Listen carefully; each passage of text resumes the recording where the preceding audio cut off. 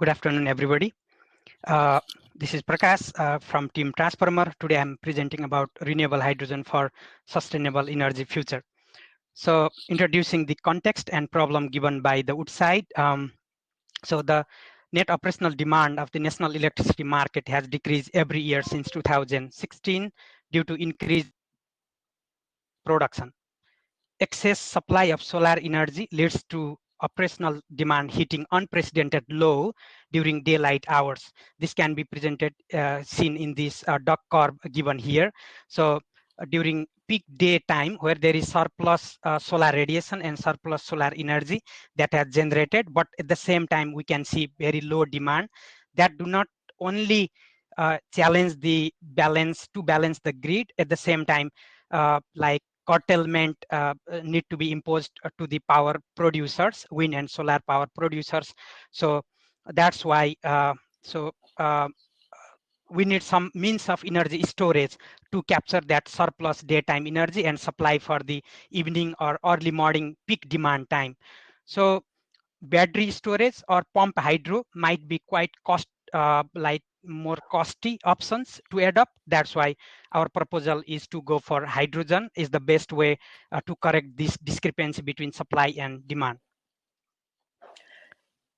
So our team proposed a solution is the distribution of modular hydrogen plants to utilize the companies and industrial operations. So the best part of our solution is we are accommodating all of the renewable energy resources which are sustainable, available, and making it a friendly ecosystem. So these will consist of electrolyzers, refueling, and hydrogen storage facilities that will enable the storage of excess peak energy and meet consumer demand spikes. These facilities will balance the grid to counter the discrepancies in supply and demand. Next, please.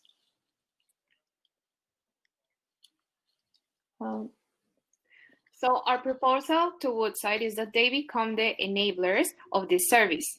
They will develop or acquire modular plants and then lease them to utility companies. Woodside will be in charge of the operation, maintenance, and support services of these plants. In that way, they will ensure income in the following years and recovering their investment. The initial investment could be also shared with the creation of a consortium with other companies interested in the field. This would also reduce the positive investing in new technology. Long run, we expect that this initiative will have a bigger impact across all Australia. The opportunities are a lot. First of all, we will have new partnerships with the stakeholders, new clients, there will be business diversification and the technology cost reduction. Also, this initiative supports the collaboration for a net zero future and would be part of the roadmap of the emissions reduction for Woodside. Okay, now I'll just very quickly outline the key benefits of this initiative. For power producers, no more curtailment, and they can now generate at full capacity. This is also an extra new revenue source for power producers and grid operators.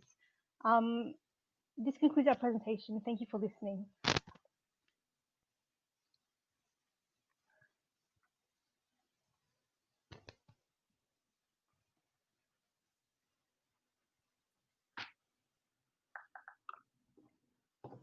Camera.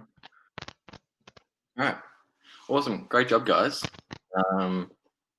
I like the almost pretty much fully fledged business plan. That was really awesome to see. And Neil says excellent job.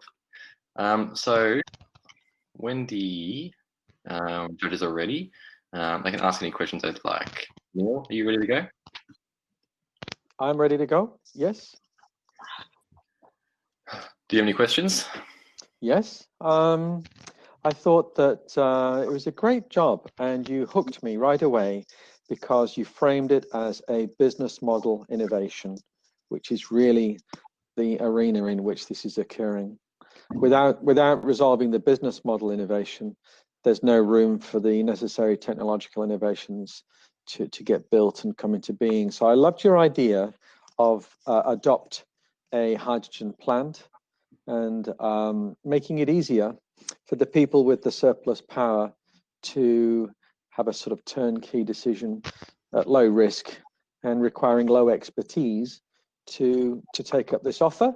And then somebody like Woodside could indeed stand up a number of these units and aggregate the borrowing requirement, aggregate the technological and procurement requirement, and perhaps even aggregate the getting development approval from the relevant authority. I'm gonna have to move my room. So I thought it was super. I suppose the questions that follow from here is how much money would be needed, and some other numbers on that sort of thing. Did you, were you able to quantify? Yeah, Prakash, can you go to the slide of the cost? Yeah, so like based on the IEA hydrogen and fuel cell roadmap, we picked this from their report, and probably since in our presentation, like our business model emphasize in early short-term period to these decentralized approach, not directly going towards the bigger one promptly. That means decentralized, meaning those early adopters would be utility companies and, for example, fuel stations, petrol and water service providers, or maybe some industry clusters. So the if the tentative cost for that modular one is like capacity would be 10 kilowatt, then probably the cost estimated was like maybe $29,000 or something like that, but that do not include distribution, insurance, and other some operating costs. Sorry Yeah. for interrupting you. Then what we did is like, so we got like those basic costs from a paper from IEA, and we estimated that that was the price for a modular plant. And then what we did is like that we assumed that the petrol stations in Australia, at least an initial amount of petrol stations would be 650. That corresponds to the 10% of the whole in Australia. So we basically multiply the income per part and the income per plant, and then we got the margin. We assume that you guys could sell it with a margin of 0.2%. So you would have the first year a margin of $4 million, but we are not very sure on those prices because, of course, the technology is developing really fast, and those are all assumptions. So we didn't have a lot of estimates on the amount of people that we would require, who would be involved. So yeah, that's a very basic price estimation. Yeah, and the IEA paper we referred was from 2016, and we believe that Woodside has a better plan with low cost. So we are looking forward to know more about it. Well, that's a good question, Divya. And Gabriella, one of the things that I'm thinking about is not just spending money to make hydrogen, but having to do market formation. Maybe Woodside also needs to offer some transport assets that run on hydrogen and then lease them. Otherwise, there'll be no customers. So where do you think you could quickly create demand so that at some level, maybe at the 15% level or 25% level, you do have some instant customers? And the thing that springs to our mind is the utility trucks for garbage collection, and also hospital ambulances, and also regional bus service, and maybe some heavy trucking. So that the in other words, you need to create an island, a hydrogen island that is both the production and the consumption all in one go. And I mean, it's not a big island; it's a small island, but at least then it would exist, and it would be like a stepping stone. And then maybe later on you join these stepping stones together. That's where we're going with it, and it's not going to make us rich, because these islands will have quite a small scale initially. But unless you start, then the future is always in the future. But when you start, then the future is a few steps away. Yeah. All right, great. I think Naz or Mobin, did you have a question? We only have time for one more question.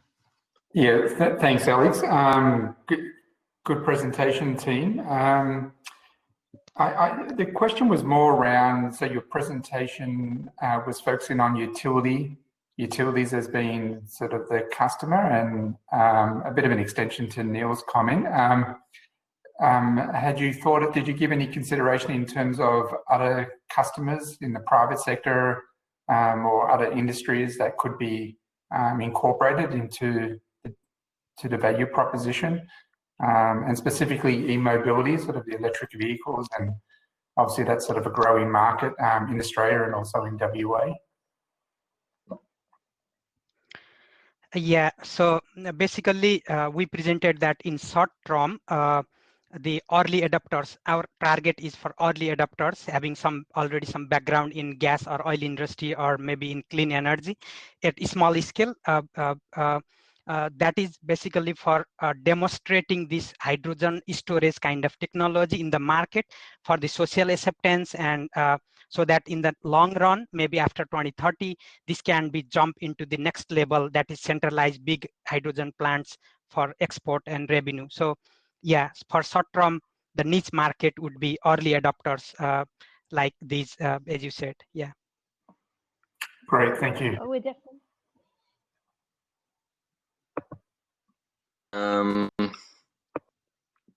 Mobin, did you have a really quick question? if not, that's fine. We'll jump to the next theme.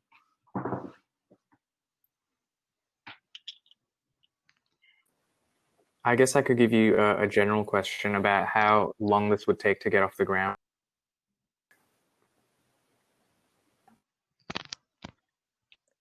Sorry, one more. I can hear you well. Sorry, I don't know if it's my internet, but how long would this take to? Well, as soon as Woodside could acquire the modular plants or develop a cost-effective modular plant, this could start to be deployed. And also we had a really big focus on the partnerships and collaboration potential that could be created within like the whole electric sector. So the power suppliers, like I start to make conversations with them, I start to make conversations with the grid owners, and like basically create an environment that is more open to them to reach the balance in the grid by utilizing hydrogen. But the end goal is that this initiative will contribute to the goal Yeah. of net zero Actually, emissions by 2050. Yeah, if you are more interested in timeline, so like through the decentralized approach to equalizing the supply and demand in the grid, maybe up to 2025. Then by that time, infrastructure ready for the transportation sector that can come into act, and maybe by 2030, maybe centralized big plant can start exporting hydrogen, liquid hydrogen into overseas market. Maybe 2040 in the industrial interventions. Maybe by 2050 net zero. Maybe this can be a tentative timeline as you are into. If yeah. All right, brilliant. No. Thank you, team. Very well done.